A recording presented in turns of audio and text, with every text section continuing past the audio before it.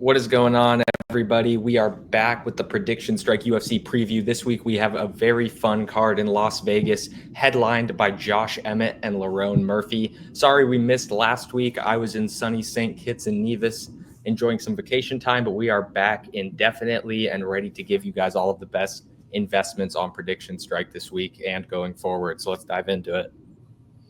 All right. You heard the man. That's the plan. And we're going to get going with Emmett versus Murphy. Victor Henry versus Pedro Falco. I want to say Victor Henry is a trash can, if I remember correctly. But he's not the most skilled guy in the world. He's definitely an exciting guy. He does a good job of applying pressure the whole fight. Mostly a striker. You can see he basically throws everything at you. 7.66 strikes landed per minute.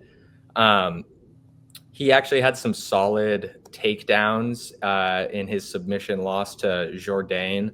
The striking didn't look good at all in that one, though. And I mean, obviously, he got out grappled eventually. But Pedro Falcao, mostly a grappler. He's looking for a sub on the ground pretty much 100% of the time, has some power on the feet, and definitely is okay with getting drawn into a firefight. He's definitely okay with striking. He's not just a grappler. But the striking is it's not very technical at all, and should just be there to set up the takedowns in theory, but sometimes he strikes for a little bit too long. Also, not the most active fighter in the world. Stepped up on short notice in his last fight and still looked pretty good. And he has a full camp for this one. He looked pretty good on 3 days short notice in that one. But Victor, I don't think, has looked bad despite being a little bit older. Like I said, the takedowns are pretty good in the last fight. I think if he can get the wrestling going here, he can probably win this. So because Pedro has holes there in the takedown defense, so I'm going to go with Henry. Yeah, I got Henry as well, taking the victory in this one.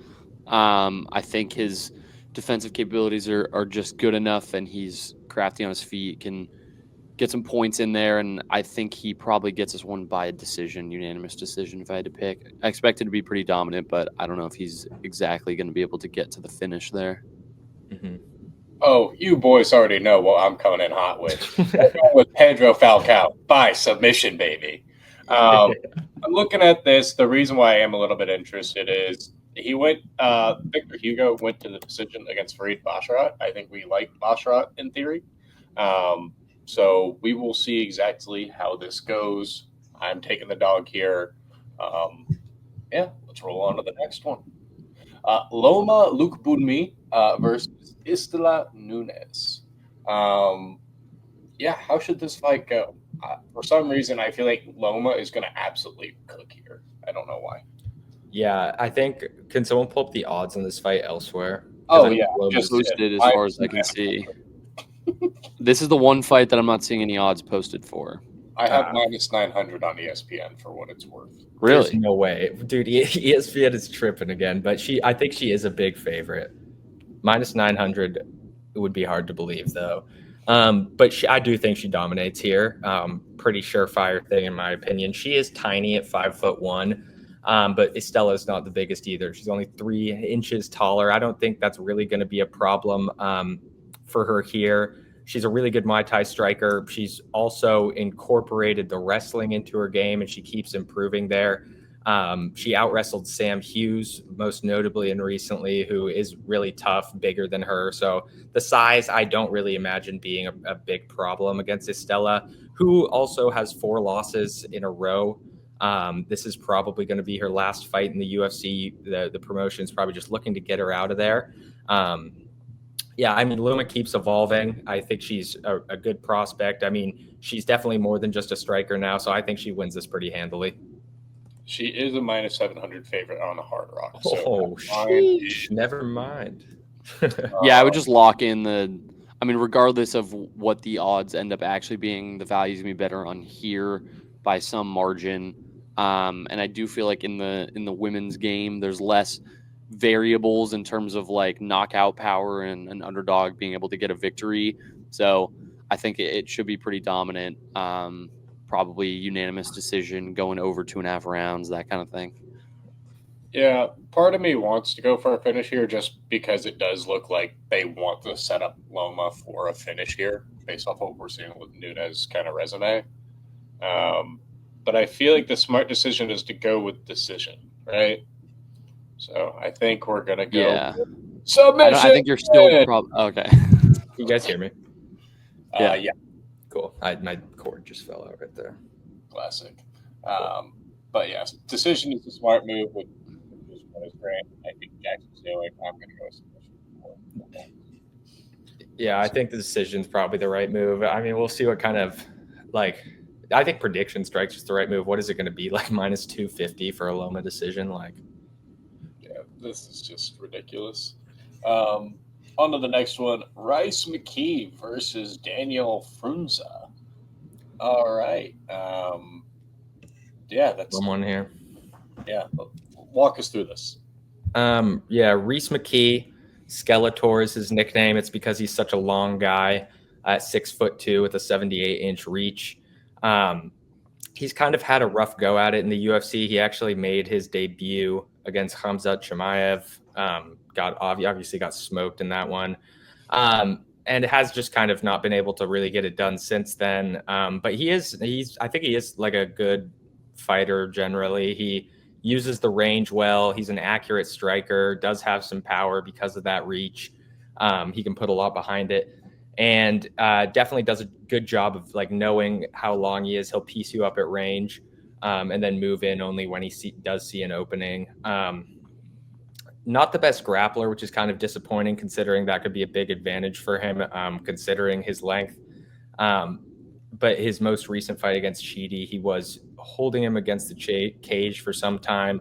Frunza is basically a super high pressure striker, does a good job of investing in the legs and body early. He's always coming forward at you, an absolute grinder, has 15 minutes of cardio, holds on to power. And he's riding a 5-fight knockout streak into his UFC debut. It's been a really tough go for undefeated prospects so far this year in the UFC. I am still going to go with Frunza here, I think, though. He's going to be the one going forward. And, I mean, we know the Vegas judges value damage so highly. I think he's going to be the one doing the damage. So I'm going to go with Frunza. Don't think Reese is totally out of the game with this one, though. Yeah, I'm going to take Frunza by knockout in this one. I just think he's far more explosive. I don't think that McKee has enough speed to really keep up with some of the strikes that Frunza is going to be throwing in this one. I don't know that either of these fighters are super trustworthy just yet, but I'm going to rock with the guy that packs a little bit more of a punch, and I think he can probably get this one done inside the distance. Yeah, I think you guys are spot on with this being inside the distance. I actually do think McKee is full on alive for submission here because that is the only way Frunza has lost in his career, funnily enough. And he's not going to be afraid to spam takedowns here, which would be the way out. But I'm going to rock with Grant here. I think that Frunza by knockout is the most likely outcome. But I would not be surprised if I am wrong here. And this is the one actual submission we get. I got you at the sub. Don't worry, Wells. Moving on to the next one, Diana Belbita versus Dion Barbosa. Prefacing this, Diana Belbita with a terrible take on anime. But what was your take? It was that Hidan was the best Akatsuki, right? Yeah, it was just blasphemous. This guy who is basically just this twisted serial killer is the light way to put it. Crazy take. A phenomenal character. And it just none of those words has sunk into my brain there, but yeah, all right, let's go through this. Let's see who should actually win this fight. I think this could be your sub, Wells. I think this could be your sub. I like Barbosa via submission in this one. It's pretty cut and dry grappler versus striker in this one. And Belbita seemingly has a weakness on the ground. Barbosa skilled in that realm. So I think the way to win this fight is probably going to be to take it to your powerhouse, your strong suit. And I think that she'll probably try to get this one to the ground and has 3 rounds to do something with one of those times on the ground. So I think this is a good chance to take a stab on a submission here. Yeah, I'm with you in the sense that I think Dione is probably going to have a pretty easy time with Diana here. I love Diana Belbita. She's been in the UFC forever and is probably maybe fighting for a roster spot with this one. Got to talk with her a little bit about her preparation, and obviously she got subbed by Molly McCann in the last one. That's been a huge part of her fight camp going into this one. So I think it'll be a decision win for Dione just because I know Deanna's going to have her head on a swivel. I do think it's live though, obviously. She does have some BJJ on her end, nothing crazy though. She's obviously mostly a striker. I just think the grappling exchanges are going to be too much for her, like Grant said. Yeah, I mean, even if you don't get towards the submission, just all that top control and stuff will probably lead to a decision. So yeah, similar logic. Yeah, I'm just gonna rock with Dione by decision here with you, Jackson. Just seems the most likely option. If I didn't get the submission, then the other one would have gone that here. All right, Davy Grant versus Daniel Santos. This looks like a fight for a movie. Walk us through it. He got a dog on his chest. David Grant, kind of looking like a salamander.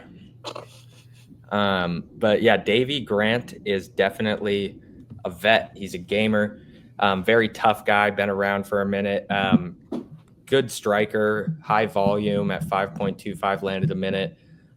Pretty good striking defense as well, even though the striking style is definitely awkward, unorthodox, because he did start his MMA career as a grappler. Obviously now very, very comfortable in the striking department. 13 fights in the UFC at this point. Very well-rounded guy. He did get dropped in his last fight, but stayed composed, ended up getting the decision win, basically in the striking department. And Daniel Santos is a shoot-a-box fighter, so you know exactly how he fights. He's going to throw everything at you with no regard for getting hit. You'll see that in the 4.26 landed to 5.12 absorbed a minute. Good jiu-jitsu. He tends to gas a little bit through the fight because he just goes so balls to the wall at the beginning of fights. Striking defense, not great. Takedown defense, not great either. Santos is definitely, I'd say, the more conventional fighter. Davy Grant is a super unorthodox type of guy. You never really know what he's going to do. But I think Davy can honestly pull off the upset here. Well, it's not a prediction strike upset, but I know it's an upset in the books. So don't buy Daniel Santos on prediction strike if you find my logic to be convincing. I think he basically just needs to make it through the first round here, where Daniel Santos is obviously going to be super dangerous. So I don't mind like hedging with the Daniel Santos first round finish or something. But Davey has the experience. He has the IQ advantage. He's a grinder. I think he can get a decision here. Yeah, like the exact same thing. I like Grant by decision as well in this one.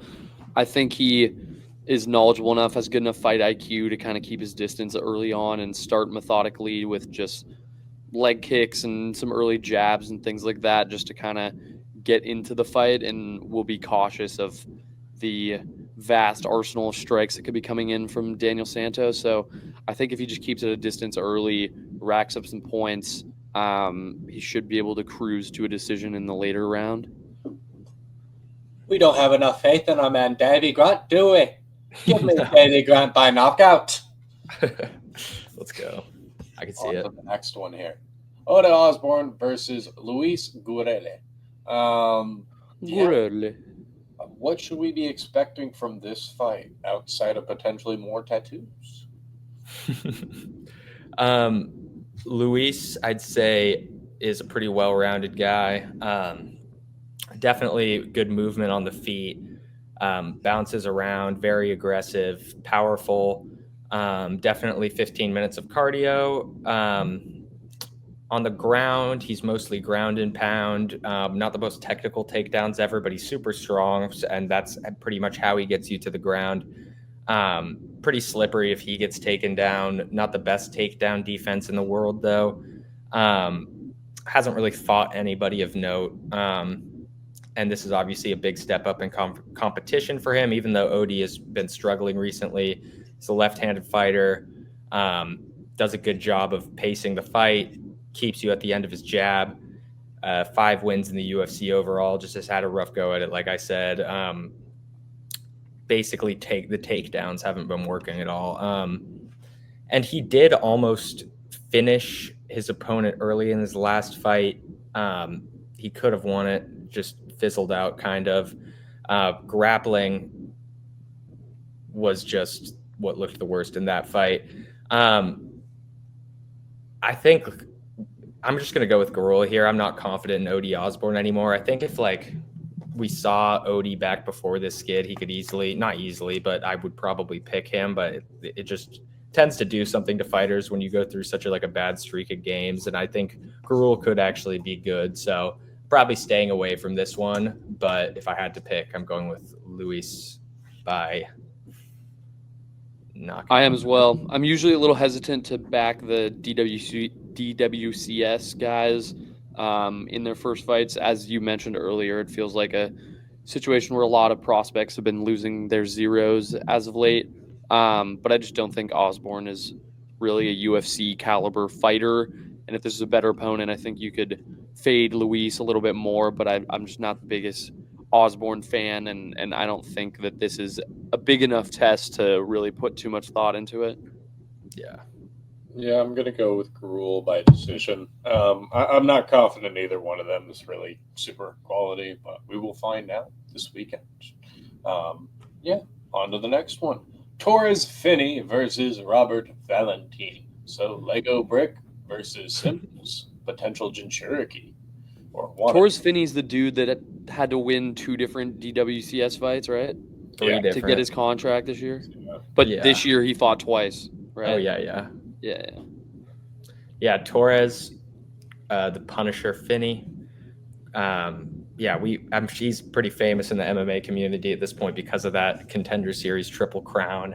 Also because of his specs. He's just a massive guy while also being 5'8". Also has a 75-inch reach. So it's just the most insane specs. He'd be a crazy guy to see walking around on the street. Yeah, it's crazy, dude. He's 5 inches shorter than Valentine, basically has the same reach, but he is a really, I'd say unpolished generally. Torres, super high ceiling, really good wrestler. You'll see that he averages 10 takedowns a fight in his UFC stats. He just keeps going at you, and he's not only super he's athletic, not just in the sense that he's strong. He also has plenty of cardio for 15 minutes. That's something he trains intensively. And he's definitely been improving his technicality. Robert Valentine, creative guy, lots of wild striking techniques. He'll throw spinning elbows, flying knees, very powerful, also very hittable. You'll see that he absorbs 6.16 strikes a minute. And he is coming off a loss on The Ultimate Fighter. He was taken down and ultimately crucifixed by Ryan Loder. I'm going to go with Torres Finney here. He is going to be setting the pace the whole fight, in my opinion, and I think he's going to pretty easily be able to get at Valentine's legs. I think pretty much the only path to victory for Valentine is if he clips him at some point.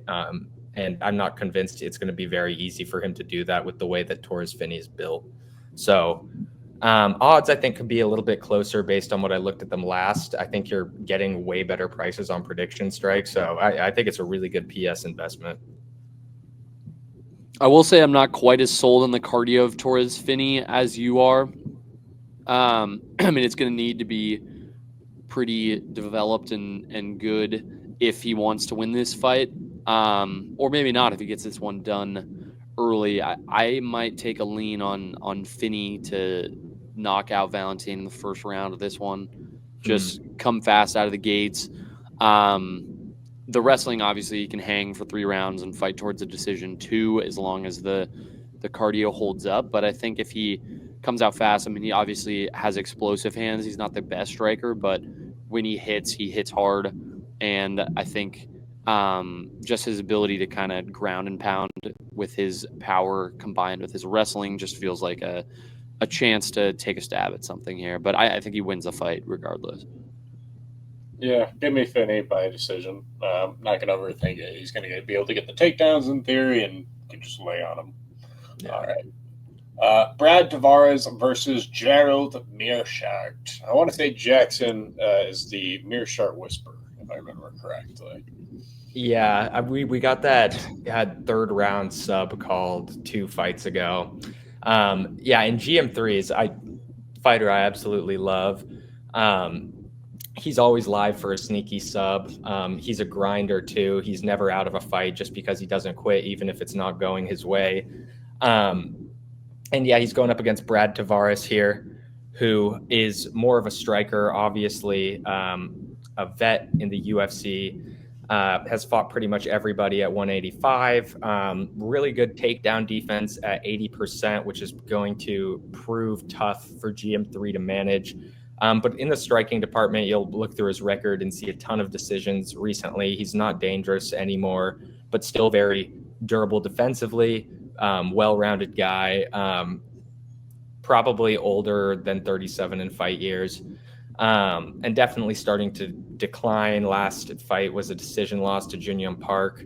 And Gerald Meerschaert is a really, really good grappler, not good on the feet, just sloppy, has some power on the feet, and definitely I've been improving a little bit in the striking, I guess, but not technical at all, I would say. He's a grinder, though. Chin is not always there to back up the grind, but it, oh. Can you hear me? Yep. Cool. But yeah, this is a tough one for me because I think if it goes to the ground for an extended period of time, Meerschaert has a real chance because of Brad Tavares hasn't really grappled in a while successfully. But I just have a hard time seeing Meerschaert getting him down to the ground in this one. His takedowns just aren't that good. Usually other people have to take him down to get him for him to get into that position. He likes to fight off his back. So I'm going to go with Tavares. Yeah, you've always been the whisperer, so I'll rock with you and back Tavares here. Probably could get it done inside the distance. Yeah. Honestly, you might not get the best odds for it, but like Meerschaert inside the decision no action would be a pretty fun bet on this one. I feel like just as to fill in your parlay. I don't think there's really any risk in that. Yeah, I'm going to be on the Meerschaert side here. I just don't think Tavares is that dude anymore. He's not. Well, then surely you're going to the sub, aren't you? I mean, see, that's what I should do, right? Yeah. But I'm going to go with decision here. Okay. Well, that's going to be good odds or fun odds to bet, at least come when the props drop. Because it's like, I guarantee that like every person that would take Meerschaert, they're going to be clicking submission. Like probably, yeah. On my mind. Yeah. And if not, then I guess I will take that risk. But with that said, we'll move forward. Kennedy Nzechukwu versus Martin Buday. All right, I really just don't understand. Like, is Nzechukwu like a good prospect or not? I'm very confused. I don't know if he's like the greatest prospect, but he's more talented than his competition in this one. There. I think so, yeah. He's kind of just like hit or miss, one of those guys, sort of like he's the type of guy where if he's actually throwing punches, he's good, but he can be super low volume at times. I think that strikes landed is a little bit skewed from his last fight, but when he throws, he is definitely very powerful, is always live for a knockout. He obviously beat Carlos Ulberg. He made it happen with one punch in that one. And Buday, definitely powerful too. Pretty good footwork for being such a big guy. His volume is not skewed. He actually is a pretty high output striker. and he's coming off a win over Andrei Arlovsky. I'm pretty sure some people thought that Arlovsky won that fight, but yeah, like I said, Nzechukwu is not very reliable. Buday, I wouldn't say is any more reliable than he is. We saw the Shamil fight; he kind of got destroyed in that one. I mean, Gaziv isn't the worst at all, but by any means. But I'm going to go with Nzechukwu here. I think by knockout. I think he's going to be able to catch Buday before Buday is able to catch him. Yeah, he just needs to throw his punches. Agreed. Also getting value here on PS. He's a minus 360 favorite elsewhere. So cash in. Yeah, really good PS buy. Yeah, and Nzechukwu by decision. They're both frauds, but yeah. All right. Hopefully they don't watch this. Cortavius. Oh, I mean, if any of these people ever watch this, like I'm just fully accepted this. I'm just talking head on the internet. All right, Cortavius Romious versus Lee Chung-ho. Yeah, what should we expect here? Chung-ho is the favorite, it seems, by the betting markets. Yeah, so Cortavius Romious, he's a Contender Series alum. Really good grappler, I'd say. Okay striking. Obviously, he's still developing, but he is powerful. Some decent kicks. Has a hard time throwing in combos. You'll see he only lands 2.10 strikes a minute, but he definitely moves forward at you, applies pressure. Coming off a decision loss to Gaston Bolanos, where the striking was just a big issue for him. He did get 4 takedowns in that one, though. Chang-Ho Lee, kind of similar stylistically, I guess. He is very, very pressure-oriented. He's, I'd probably say, more well-rounded than Cortavius. He has really big, heavy hands, throws absolute bombs. Really good grappler, too. Takedowns aren't the best, but he'll definitely shoot a couple and land a couple each fight. And solid grappling defense, takedown defense could be better. I'm going to go with Chang-Ho Lee, even though these Asian prospects have kind of been dropping like flies this year. So that's concerning. It's like, we've got what? Kai Asakura, Anshul Jubli, like pretty much every Korean fighter this year. So it's been a tough go at things, but I'm going to go with Chang-Ho here. I think he can get it done just because he has the experience edge and they're similar stylistically. I think Chang-Ho does everything just a little bit better. I'd say the path to victory for Cortavius is probably just going all out, trying to get something done early. Otherwise, Chang-Ho should be able to settle in and get things done. Yeah, I might take Cortavius by decision here. I don't mind it. Can be a higher paced wrestler at times. Those takedown averages don't really speak to that, but I think he can be that kind of guy when asked. And in this situation, when he's outmatched striking in both reach and height advantage, it feels like the way to counteract that is by trying to get the taller guy to the ground.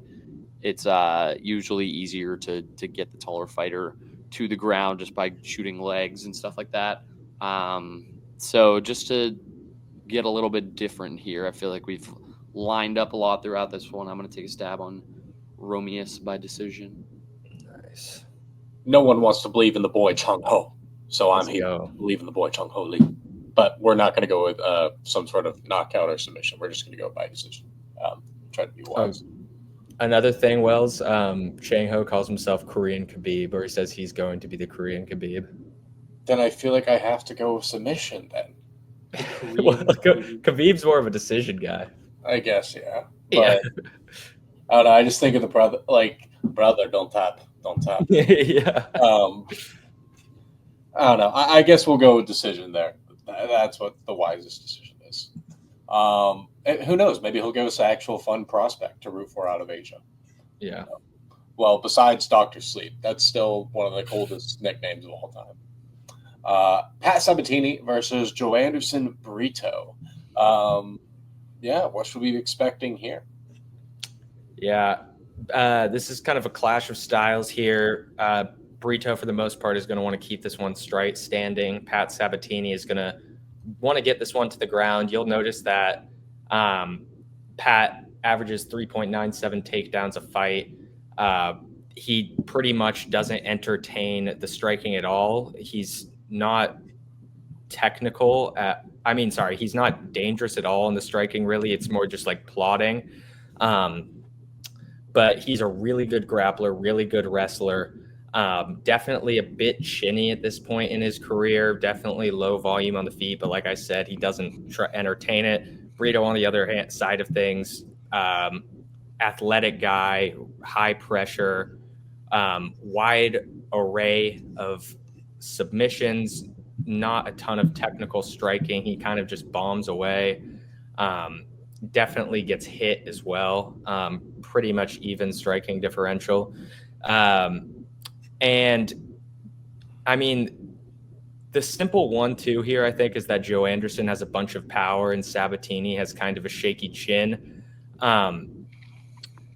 And obviously, Joe Anderson has a ton of knockouts, but I'm really just not convinced by what I've seen from Brito's jiu-jitsu off of his back. And I know for a fact Pat is going to have him on his back at least a couple times in this fight, knowing Sabatini.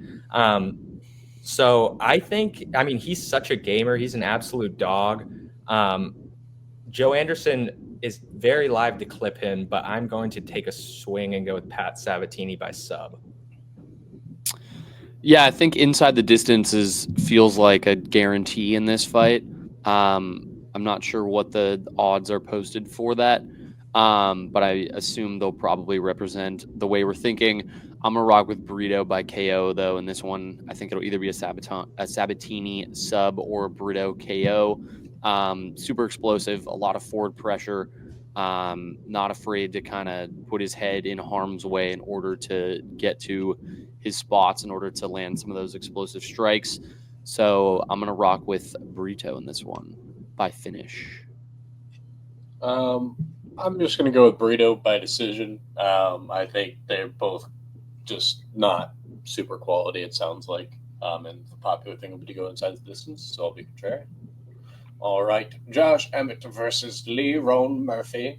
I'm probably going to go with Lerone Murphy here. I'm not going to lie to you, and I'm probably going to take him by. Well, I'm going to look into his fight style a little bit more. It's going to be decision if Lerone wins. But yeah, I'm with you there. I'm on a Lerone decision here. Sorry about that. Cord fell out again. I got to fix that. But Emmett is a pretty well-rounded guy. Doesn't really try to wrestle anymore, though. Prefers to just be a striker. Got the one-punch knockout over Bryce Mitchell in his last fight. Lerone, really solid striker. Good job of controlling the pace, moving in and out of distance. 4.8 strikes landed a minute. Good differential there, too. Pretty much all of his wins are by decision. Definitely can be dangerous, I guess. He has power, but he just doesn't. It's going to be a decision pretty much every time he wins a fight. Takedown defense, not great at 48%. Like I said, Emmett is less focused on the wrestling these days, though. And he definitely has good enough get-up game. Lerone is the better, more technical, cleaner fighter. I could definitely see Josh Emmett catching him by knockout at some point in this fight, but I think the most likely scenario is a Lerone decision.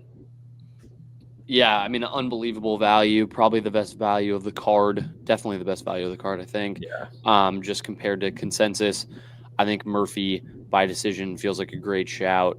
You're getting him $4 less priced, and he is a pretty heavy favorite elsewhere. Decision feels like the move.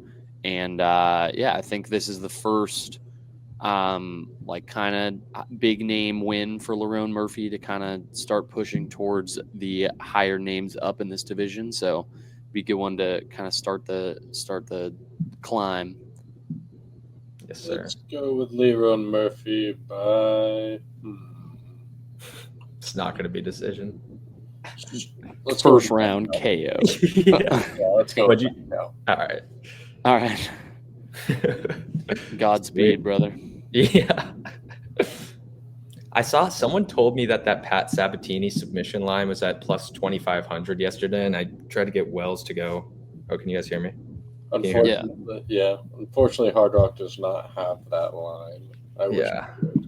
I don't know where I was hearing that or where he was hearing that, but That would be pretty crazy. We'll have to keep an eye out for that one. yeah. Well, that is the entire card. Thank you guys so much for watching. Looks like Lerone Murphy is a really good buy this week. Who else were the other top buys? Just for a little recap, I think. Kennedy, right? Tavares technically. Kennedy. And Nzechukwu. Kennedy. Yeah. Torres. Trying to see mathematically. I think Santos by the math is technically. Yep.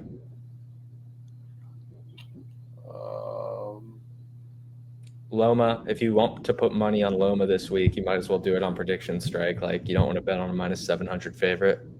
Pretty much. Yep. Well, some good ones to take a stab at. Yeah. Let us know in the comments who you think you're going to be investing in this week. We'll be back at you next week with more UFC content.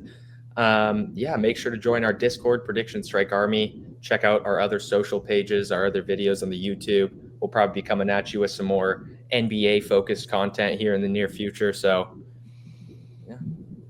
And if you haven't already, download the PredictionStrike app. Make sure to use the new promo code where you deposit $10 and you get $200 in bonus cash to use on those various Spark contests. Enjoy the UFC picks for this week. We'll see you next week. And until next time, tell Grant hi. Later, y'all.